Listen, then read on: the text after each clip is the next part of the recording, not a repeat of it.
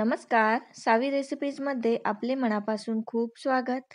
तर आज आपण पाहणार आहोत पटकन तयार होणारे आणि बराच काळ कुरकुरीत राहणारे हे भजे.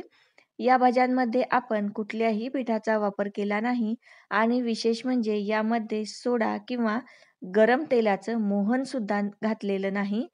रेसिपीला सुरुवात करूया. तर सर्वप्रथम इथे एक मिक्सरचं भांडं घेतलेलं आहे.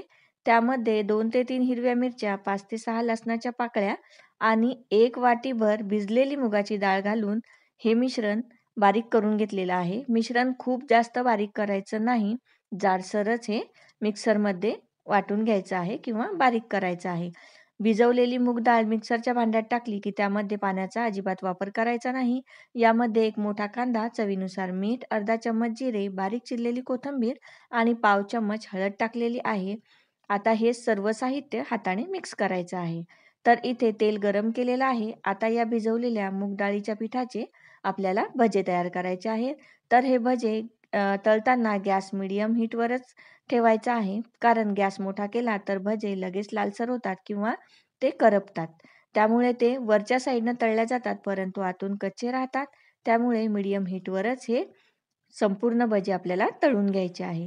भजे तळताना गॅस मीडियम ठेवायचा आणि गोल्डन कलरवर हे तळून घ्यायचे आहे. अतिशय कुरकुरीत आणि पटकन हे तयार होतात. मुगाची डाळ भिजवताना जर जास्त घाई असेल तर गरम पाण्याचा वापर करायचा म्हणजे डाळ पटकन भिजेल. आता संपूर्ण भजे मी इथे तळून घेतलेले आहे. ते एका डिशमध्ये काढून घेऊया. हे भजे करायला अगदी सोपे आहे. शिवाय कुठलंही पीठ वापरलेलं नाही आणि सोडा किंवा तेलसुद्धा घातलेलं नाही. तर आपले हे भजे तयार झालेले आहेत. ही रेसिपी नक्की ट्राय करा. रेसिपी कशी वाटली कमेंट करून नक्की सांगा. व्हिडिओ आवडला असेल तर व्हिडिओला एक लाईक जरूर करा. आजचा व्हिडिओ पाहिल्याबद्दल खूप खूप धन्यवाद.